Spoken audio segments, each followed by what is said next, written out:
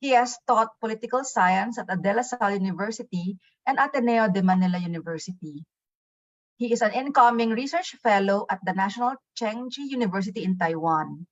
He is currently resident analyst at GMA Network, a columnist for the Philippine Daily Inquirer, and a regular opinion writer for leading global publications. He has been described as one of Asia's most prolific analysts and was awarded as the 2018 10 Outstanding Young Persons in the World by JCI International for his contributions to social sciences. Let us all welcome Mr. Richard Haydarian. Richard, you have the virtual floor and 10 minutes for your reaction. Yeah, thank you very much, Edith. Can you hear me, folks? Yeah, well and good. Yeah, great. Okay, so I didn't prepare a PowerPoint this time, precisely because we had the pleasure of having Rob and Jonathan a while ago to provide us a very comprehensive overview of the domestic and international picture.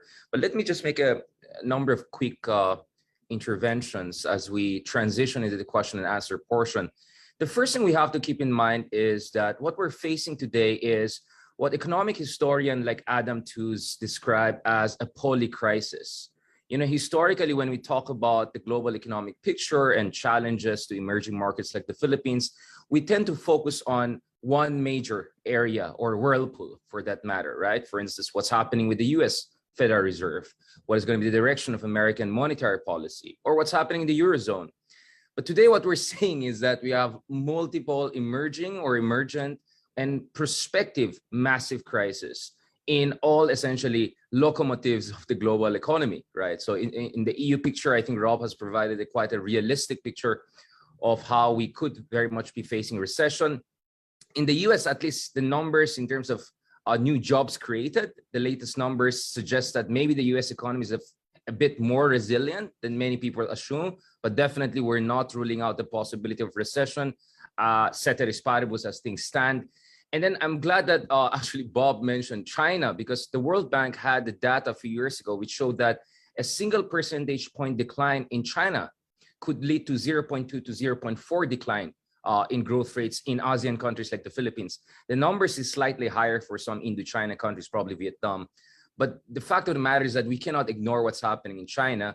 I know in the Philippines, China may not have the most number of fans compared to the United States, but the reality is that we have a stake in China maintaining a robust economic growth. That's why we're carefully watching what President Xi Jinping has been doing after the 20th Party Congress. And gladly, we're seeing that he's not just a Mao with the money, they put it, but he's actually also caring about sustaining economic growth, because that's the only way that China can credibly compete with America. And I think that also informed his detente in Bali meeting with Biden, because I think Xi Jinping also realizes the current situation is not helping either side. We also see inside China that there's a relaxation, semi-relaxation of the COVID-19 restrictions from 7+2 to 5+2 days, quarantines, etc.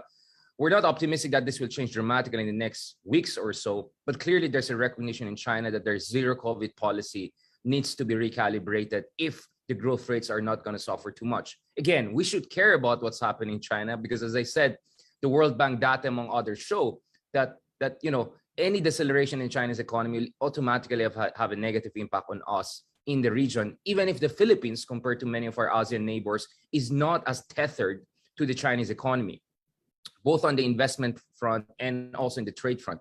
As I always warned under the previous Philippine administration, the previous Filipino president who loved China and all of that, our concern is not debt trap, but pledge trap, right? China made many pledges, but I'm yet to see a single big ticket infrastructure project going on. But nonetheless, under President Marcos Jr., we're looking at moving ahead with some big ticket infrastructure projects. So all of these things happening in China are very important to us.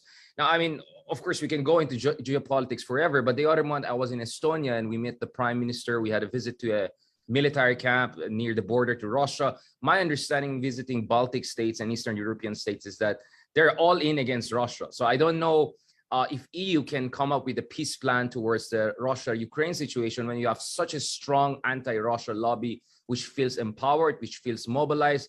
I remember top officials in Baltic states saying we have to have total ban on all Russians entering Europe. I mean, like, the level of debate there is crazy, right? It's so different from what you hear in places like Paris, in Germany, etc. So I don't see any resolution, diplomatic resolution over the short run, or any sustainable diplomatic resolution for that effect. Now, there are 5 key points very quickly I want to talk about. The first thing is, gladly, it looks like, at least in the latest quarter, economic growth in the Philippines is catching up with inflation rate. So we have a 7.7% inflation rate and 7.6% growth rate, right? Which is better than both of them actually defied expectations in an upward way. Now, the fact of the matter is that before getting too excited about the growth rate, we have to remember that there's a base effect here, right? The Philippines had 5 quarters of recession from 2020 to 2021. Next to India, I think we were the only country in the region, in the Asia Pacific region, that had a close to double-digit growth decline in 2020. I think 9.6%, if I'm not mistaken, right? Indonesia was like 3%. Vietnam even grew.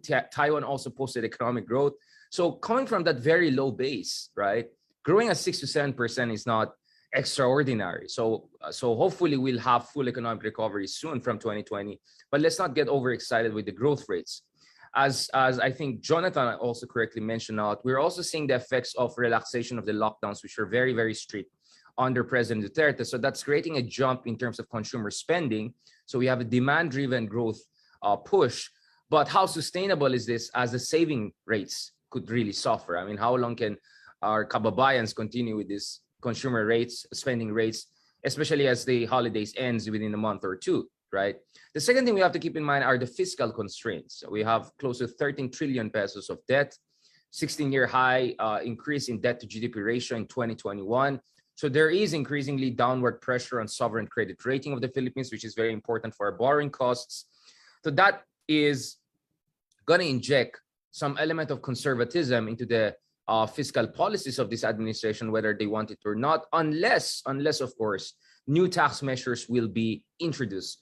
Finance Secretary Jokno earlier this year mentioned that they're not interested in new tax measures. They're confident that enforcement of existing tax measures may be enough, but I'm not sure if that's going to hold for the foreseeable future. Now, Marcos being Marcos and wanting unity and stability, I don't think he wants to go with aggressive expansion of tax base anytime soon. We saw how that could create a lot of unpopularity for previous administration. But there are going to be some very tough fiscal questions for this administration, including in terms of its plan on the infrastructure front. My understanding, based on conversation with some of the cabinet members, including Secretary Balisacan and among others, is that there's an ongoing debate on how to mix and match private-public partnership, which was not super effective under the Aquino administration, versus fully continuing the Build project of the Duterte administration, which also had its pitfalls. There are fiscal constraints, clearly. There were also some improvements in the past few years on the infrastructure front. So I think there's still an ongoing debate internally within this administration on how to have an optimal combination of private sector partnership and at the same time unsolicited government-driven or international financial institution-driven or foreign-financed infrastructure projects in the Philippines. I think that debate has not yet been settled. And I think that debate will continue as we look at the fiscal picture and its evolution. Number 3, we also have to look at the credit crunch situation. It looks like the BSP is really trying to match the Fed Reserve head-to-head. When we saw statements by Governor Medalla at the BSP that they're really focused on keeping the inflation under control, but also, of course, more directly, protecting the Philippine peso. I think we have to give a kudos in fairness to the BSP and also to Secretary Jokno by coming up with this idea that, I know he got criticized a lot for it, but the idea that we're willing to put aside, $10 billion to protect the Philippine peso, because let's be honest, just 2 months ago, we were fearing that peso could reach 65 to 68 range. I mean, that's what, Joey Salceda, among others, have been saying, although I take Salceda's forecast sometimes with a grain of salt. But we were able to prevent crossing the 60 peso threshold. And I think Jonathan mentioned that we're looking at the mid-50s numbers for next year. So in fairness, it looks like we were able to at least prevent the worst case scenario because we are a net importing country. So any major depreciation in our currency is automatically going to have a negative impact on the inflation picture, which is the 4th point. Now, I know in the Philippines, we're all focused on inflation. Inflation definitely is bad, especially for those close to poverty line, which happens to be a significant chunk of our population, depending on how you calculate it. But the fact of the matter is that as important as inflation is, what's even more important is real growth and real wage increases. We saw real wage increase stagnation in some of the data I saw in the previous years. I'm yet to see the latest data. But I think what we tend to miss in the Philippines is by focusing on inflation a lot, we tend to forget that what's even more important than inflation is having a very high growth rates that can beat the inflation and really enhance the living standards of ating kababayan, because there's no point in you having very low inflation but also low growth. So I agree with my former professor Winnie Munsud that Governor Medalla, as much as he's focused on inflation, he also has a dual mandate of ensuring that he doesn't hurt our growth rates too much. And I'm hearing numbers like 4 to 5% growth for next year, which is pretty much very low for a country like the Philippines. Lastly, here we are with President Marcos Jr., who has clearly an economics first approach as far as his politics is concerned for many reasons.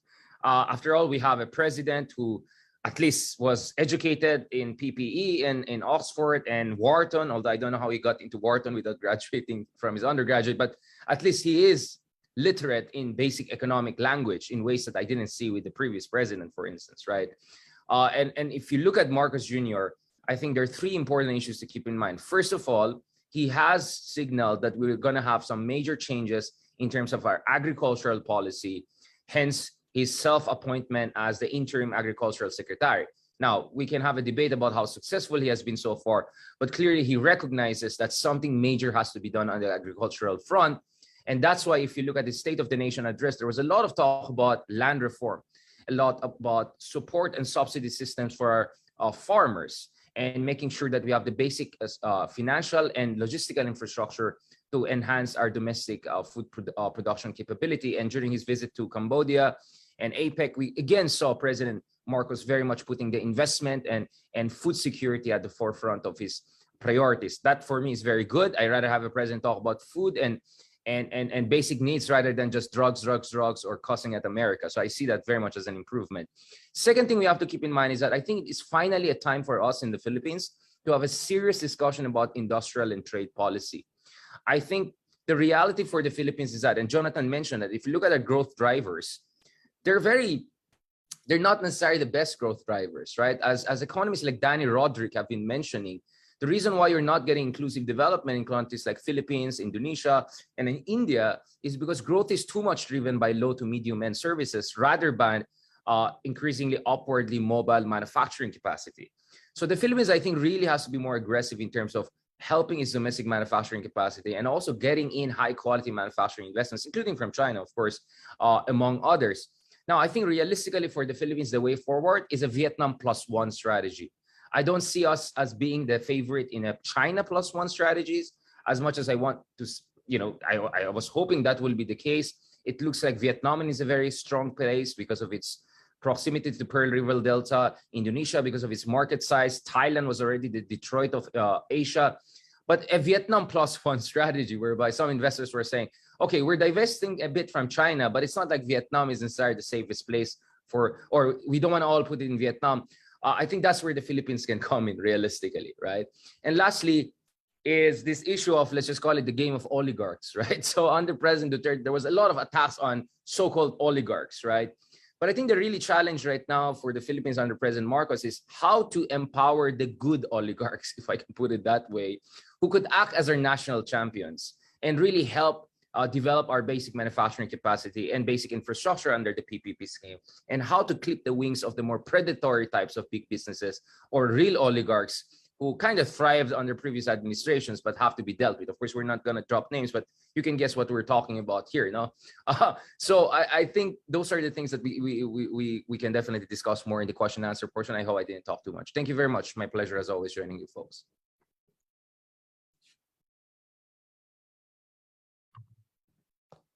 Thank you so much, Richard. Such an elaborate and detailed message.